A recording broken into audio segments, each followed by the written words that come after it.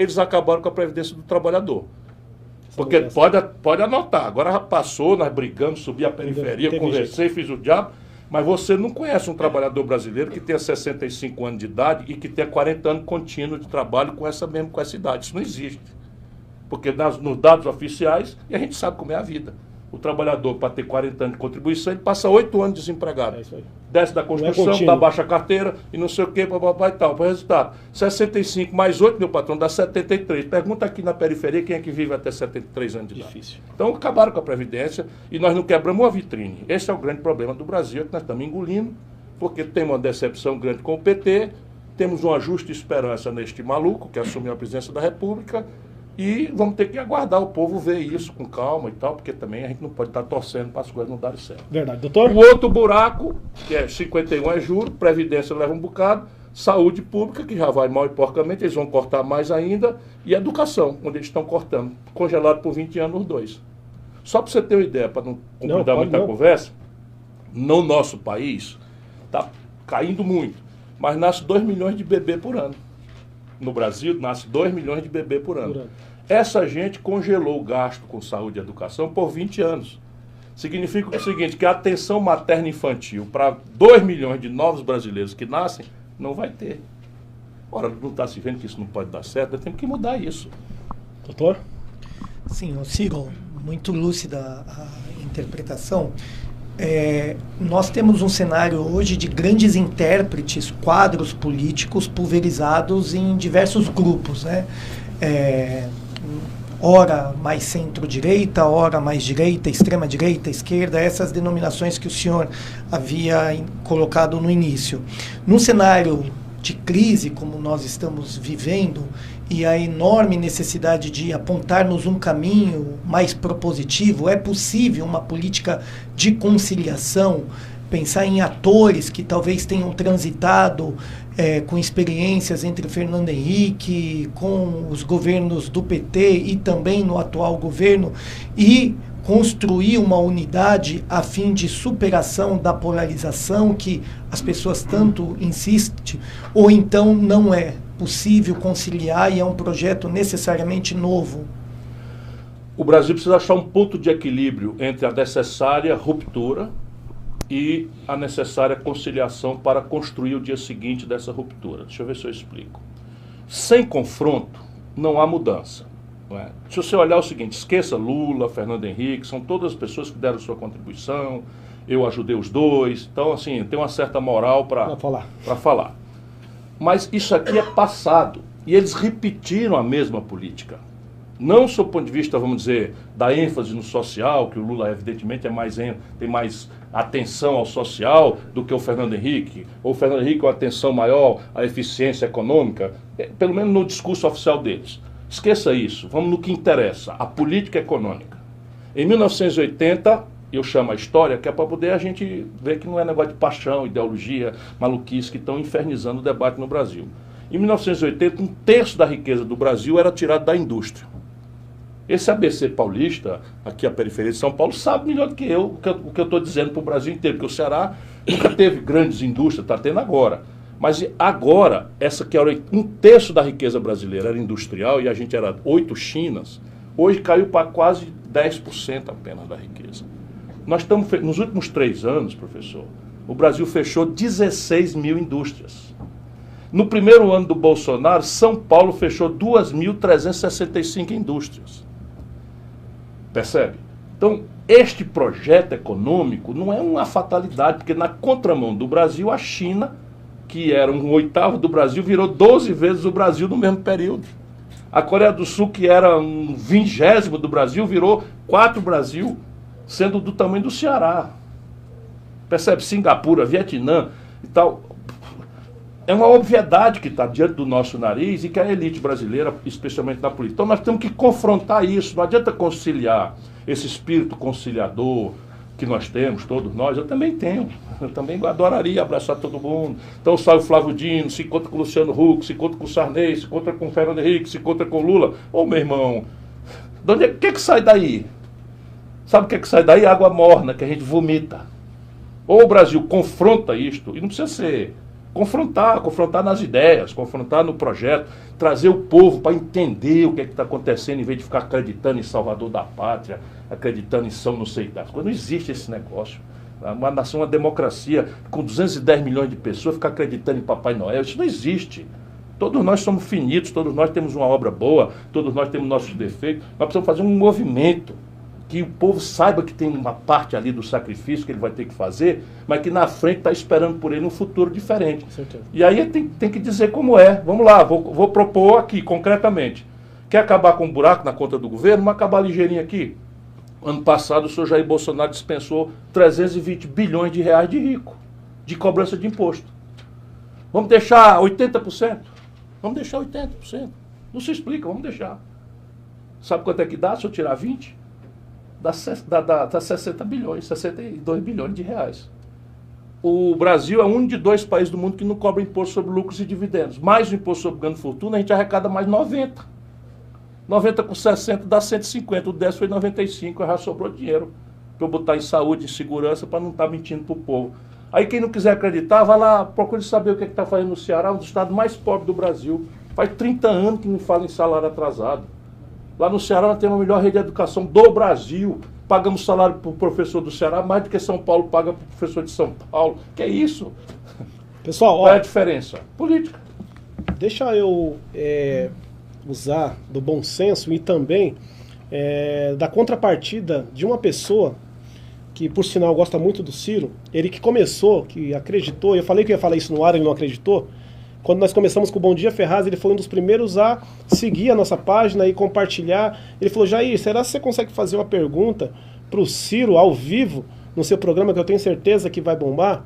Eu falei, com certeza, meu irmão. Coloquei aqui e vou fazer. Kleber, né, eu gostaria que você mandasse um bom dia para o Kleber Araújo, está nos assistindo. Forte abraço, Kleber Araújo, obrigado por tudo. E ele mandou assim a pergunta, vou fazer uma pergunta para o senhor agora. Com a polarização na vitória do partido, se porventura o PDT vir a ganhar, qual a chance, né, e a possibilidade de ser revistas as desastrosas reformas do atual governo? Ele disse que foi feito várias reformas, o Bolsonaro assumiu, mudou muitas regras. Qual que é a possibilidade, que eu sei que é lei, o PDT ganhar as eleições e tentar mudar o que está aí? É muito difícil mudar ou dá para mudar? É mais fácil a gente não deixar fazer errado do que consertar. Mas nós do PDT temos um compromisso, e é um compromisso transparente. Nós trabalhamos muito duramente contra esta forma de reformar a Previdência e levamos bordoada dos dois lados, porque o PT nega o problema da Previdência. Mente, enfim, deixaram um rombo aí que é de 70, 80 bilhões de reais só na Previdência por ano, e mente que tem um problema. E nós não, nós assumimos a tarefa de que compreendemos que tem um problema e propusemos, demos a cara para bater, sem ter a ferramentaria, com começo, meio e fim, uma fórmula de fazer uma Previdência Social justa e legítima. Que também ninguém precisa ser grande gênio para entender. Verdade. É assim, ó, o trabalhador do INSS, se eu estiver falando demais, você me Não, corta. não é. Porque eu estou voltando de férias, eu estou com a duração inteira, fique filha. em paz. Né? Então, o trabalhador do INSS, o comerciário, o bancário, o servente de pedreiro e tal, o déficit por cabeça é de R$ 1.400 por cabeça por ano. Ou seja, para cada trabalhador do INSS, faltam R$ 1.400 por ano para completar a conta, que é a esmagadora maioria do povo brasileiro. Os servidor público do judiciário e do legislativo, o déficit é R$ 26 mil por trabalhador por ano. Também aqui já saiu de 1.400 o trabalhador, amigo nosso. Não que os outros não sejam amigos também, estou fazendo o número. Então, o trabalhador do executivo e do legislativo, o buraco é de R$ 26 mil por cabeça por ano. O buraco dos militares é de R$ 130 mil em números redondos por cabeça por ano. Vamos consertar? Bora. Por onde é que a gente começa?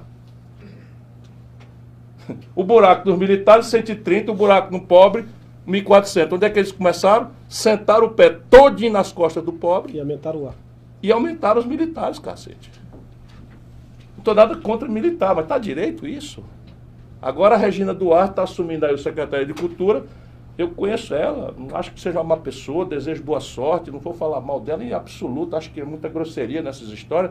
Claro. Mas a Regina Duarte eu conheci muito longa data, eu fui marido de uma atriz e tal, conheci a Regina Duarte, teve 3 maridos e tal, e recebe uma pensão de militar. Peraí, filha de militar, com o salário da Globo. Então percebe, deixa tudo assim, não mexe. Aí vai em cima e acaba com a previdência social do pobre. Isso não dá para nós aceitarmos. E isso, se eu for presidente da República, o PDT chegar, nós vamos corrigir. Agora, por favor, nós estamos brigando, guerreando, porque o único setor de alta tecnologia onde o Brasil tem um lucro, não depende tanto do estrangeiro, ganha mais do que compra, é o setor aeroespacial. Os canalhas entregaram a Embraer para os americanos, para a Boeing. Então o complexo industrial de defesa, que gera milhares de empregos de altíssimos salários, está sendo destruído porque nós entregamos de mão beijada e tem fraude. Alguém levou um toco, alguém meteu a mão, né, recebeu por fora lá e tal, e ninguém briga. Porra. Ninguém, que eu digo nos partidos políticos, só nós fomos para brigar, o PDT. Né? Pelo contrário, o Haddad disse que se o negócio fosse consumado, ele não ia desfazer. Eu, se puder, ainda desfaço esse negócio. Agora já é serviço pesado, porque na hora que você desfizer, lá se vê a retaliação americana. Que é o que eles estão fazendo no Irã, no Iraque, na Líbia, na Síria, na Jordânia, em todo canto. Confusão. O pré-sal. O Brasil não tem direito, na hora que todo esse pré-sal, se estima uma riqueza de 20 trilhões com T de tapioca. Ô, gente querida, você especialmente pobre, preste atenção no que eu estou dizendo, não acredite não, vá saber se é verdade ou não. Pergunte ao seu pastor, ao seu padre. 20 trilhões de reais é a riqueza potencial do pré-sal. Isso é dinheiro para a gente fazer do Brasil uma grande sociedade de classe média em 20 anos. Não estou mentindo, eu sou do ramo, conheço, estou dizendo onde é que vem o dinheiro. Essa gente está entregando por preço de nada, por preço de galinha morta para os estrangeiros. Vamos lá, eu tenho compromisso de nacionalizar o petróleo no Brasil, mas na hora que você entregar para eles, se você for atrás de fazer, mesmo indenizando, lá se vai embargo, lá se vai restrição, lá se vai confusão. Ô Ciro, não está na pauta aqui, mas você falou sobre uma questão que me chamou a atenção, porque eu quero só voltar um pouquinho só. Você falou sobre a Regina Duarte assumindo o ministério, né? Me fala uma coisa, eu percebo, não sei se é impressão minha, que há uma vontade muito grande do governo do Jair Bolsonaro de acabar com algumas forças que, sem dúvida nenhuma, fazem parte da democracia, né? A parte de artistas. Esses dias teve até uma postagem, uma fala do Jair Bolsonaro sobre o jornalismo, que ele disse que está em extinção, que vai acabar. Por que esse governo, na sua opinião, tem tentado acabar com essas representatividades que, sem dúvida nenhuma, fazem parte da democracia e ele é muito forte para a continuidade moral e cívica aí do nosso país? Porque a arte, a cultura, o jornalismo iluminam. E a prepotência, o fascismo precisam das trevas, da escuridão, da ignorância. Então a ideia qual é? A ideia é o seguinte, ele se acerta por cima com um pastor, mete grana, ou com um padre, ou com um empresário da mídia, mete grana e o povo fica na ignorância. E esse daqui pega tão julgado. Então você não é o Bolsonaro, isso está acontecendo no mundo inteiro. O Trump é a mesma coisa nos Estados Unidos. Aliás, quem orienta o Bolsonaro aqui é uma figura chamada Steve Bannon, que é um americano que está por trás de toda essa estratégia. Agora está ocupado, por exemplo, de detonar o Papa Francisco. Está trabalhando para detonar o Papa Francisco, porque o Papa Francisco está falando em pobre, está falando aí numa igreja que não seja egoísta, a igreja católica. E nós que respeitamos, eu sou um homem de fé, conheço muitos pastores que são essenciais para a vida do nosso povo, muitos padres que são essenciais para a vida do povo. Nós precisamos fazer aquilo que o mundo inteiro civilizado se esforça para fazer, que é separar política de religião. Como a manipulação artística, petista, também está errada. Está errada. O Bolsonaro ele reina porque ele quer ser o Lula menos um. É o anti-Lula, porque o cálculo dele é que o Lula é odiado por uma maioria do povo, então basta que ele seja o anti-Lula. E o Lula acha isso maravilhoso, porque o Lula também não tem como explicar essa roubalheira na Petrobras, não tem como explicar o filho ficar rico, não tem como explicar a destruição da indústria brasileira, não tem como explicar que o Brasil deu todo para trás, porque tudo que ele fez não mudou nada estruturalmente, não mudou o sistema tributário, não mudou o sistema eleitoral, não mudou o sistema de mídia. fez aí um governo generoso para a população, mas que era de prazo de vencimento muito curto, como todo mundo viu. E eles ficam separando o Lula da Dilma, como se não fosse a mesma coisa, como se o Lula não tivesse botado a Dilma, que era uma pessoa desconhecida, para continuar mandando, como continuou mandando.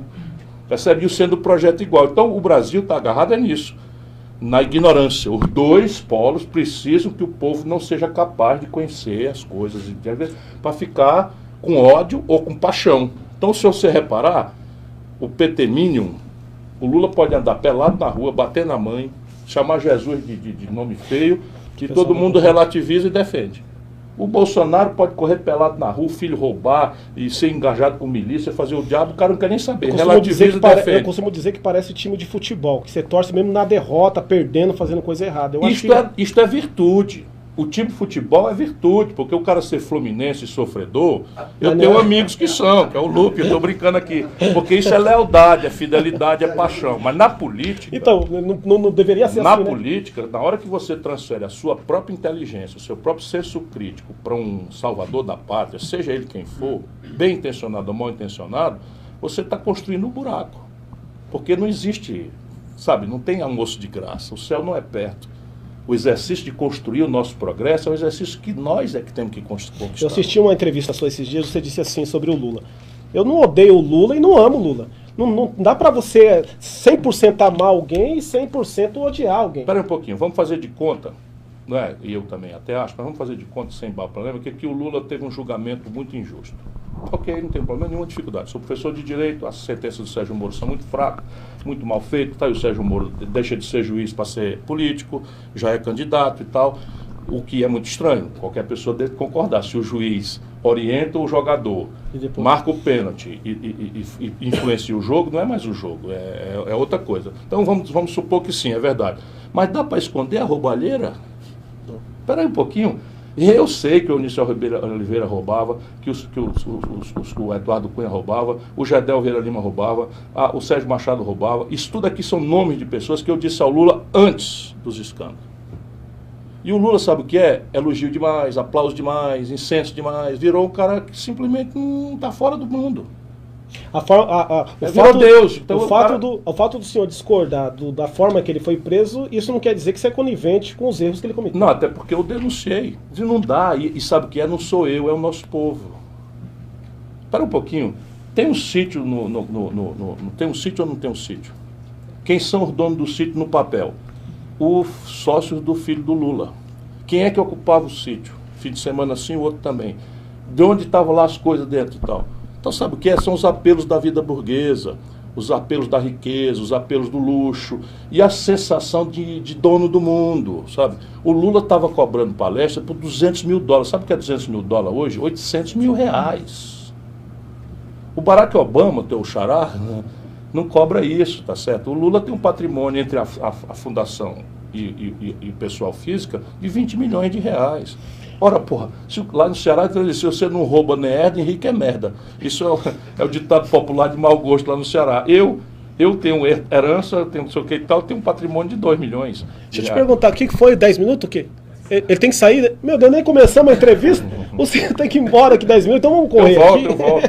Você volta? Volto. Ó, Jair, sem querer... fazer pergunta de casa. Nossa, como que passa rápido? Meu Deus do céu. Eu não tô de verdade, eu não tô nas metades. Eu comecei a fazer a introdução da entrevista agora, Júnior. Mas sem querer atrapalhar, o Luciano Lacier está assistindo de Nova York, está agradecendo a TV Cenário por estar vendo o Ciro Gomes lá de Nova York. Frio lerdo, aqui tá um calor da festa. Então, menino... Ó, então vou fazer o seguinte, ó, eu deixei separado um vídeo, na realidade foram 2, mas na hora que passar o primeiro vídeo, que tem como título, introdução, é assim, ele não manda representante, né? Ele vem pessoalmente. Isso é verdade, que muita gente, quando eu falei que o Ciro viria, tive umas 500 pessoas que mandaram mensagem, será se ele vem? Então, assista esse vídeo, e aí na hora que estiver passando o vídeo, eu quero pedir pro Ismael Obaminha, pré-candidato, vir aqui a prefeito, e também depois trocar para o Júnior Orozco, o presidente Lupe também. Depois a gente vai finalizar assim, coisa rápida, pode ser? Coisa de 10 minutos?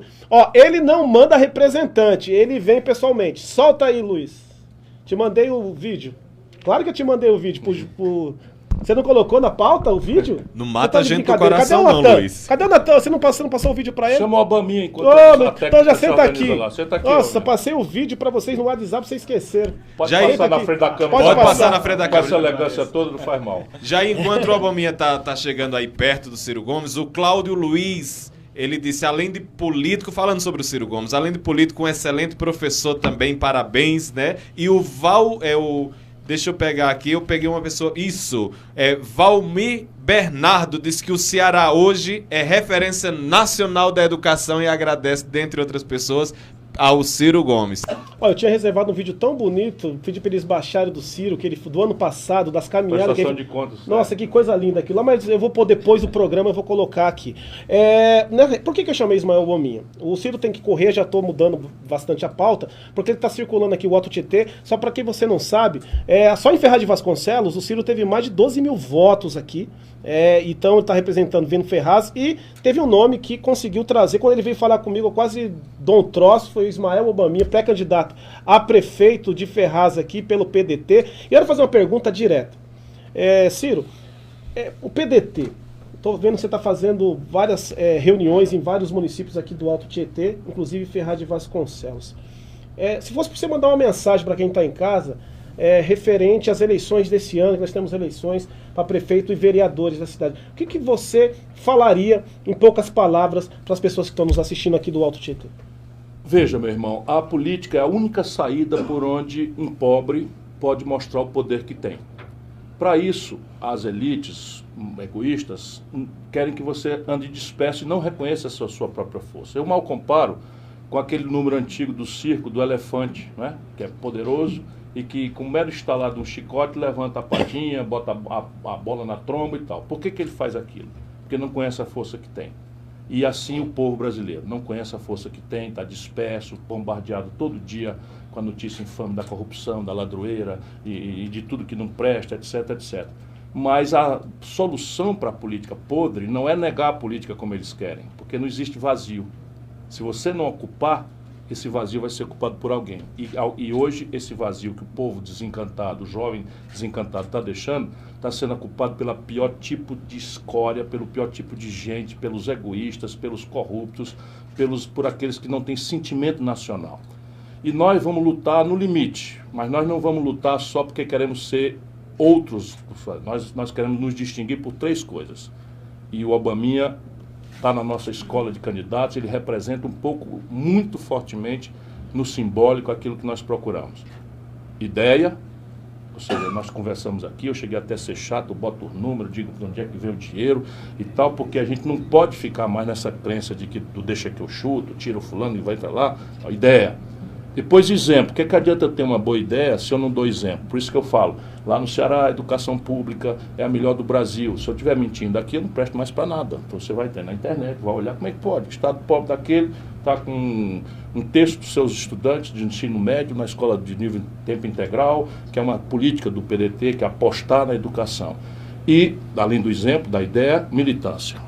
Tem que arregaçar a manga, tem que trabalhar. Por isso a minha prestação de conta mostrou, eu mesmo fiquei surpreendido. Eu rodei 173 mil quilômetros. Você conseguiu baixar, ô Luiz? Coloca aí que eu faço questão de vocês assistirem aí. Ó, ele não manda representante, ele vem pessoalmente.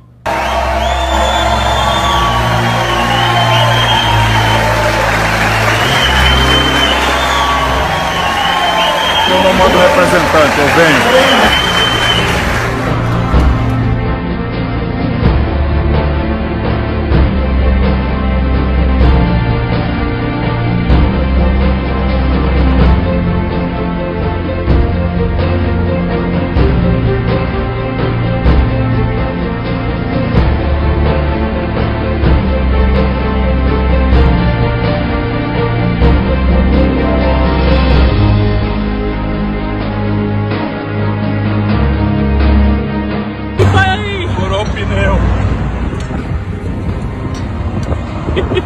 Passando com a moleza.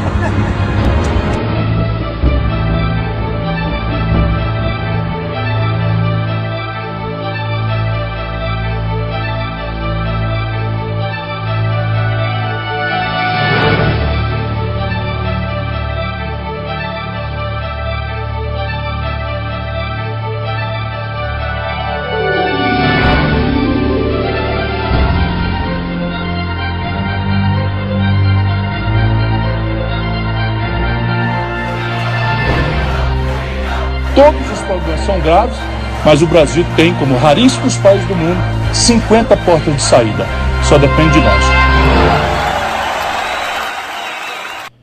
É isso que eu estava falando, militância. Eu procuro dar a minha contribuição, mas como eu lhe disse, meu caro Jairzinho, é uma tarefa de um movimento. Nós temos que...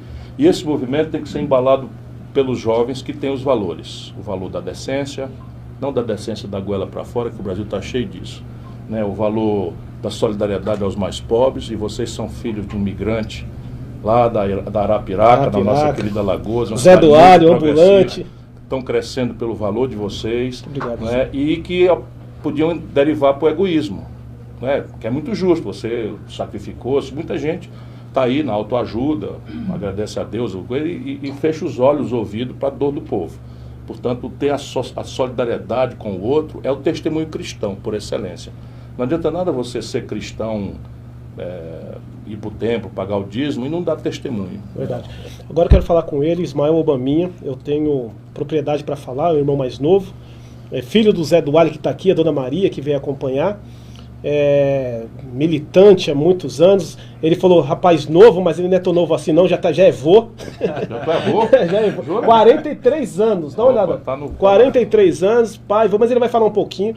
Mael, obrigado por ter trazido o Ciro aqui, convidado, ele ter aceito também. Eu já tinha feito outros convites, mas graças a Deus hoje ele está correndo, pessoal, porque ele vai para Itaquaquecetuba, tem um grande ato lá em Itaquaquecetuba também. Ismael, a palavra é com você. Primeiramente, boa noite a todos os telespectadores aí da TV Cenário. Eu, Jairzinho, vou ser curto aqui, até porque eu tô sempre aqui, inclusive na sexta-feira que vem, né? Tem um dialogando com você aqui. Comigo aqui. Você falou que eu trouxe aqui o Ciro, não foi só por minha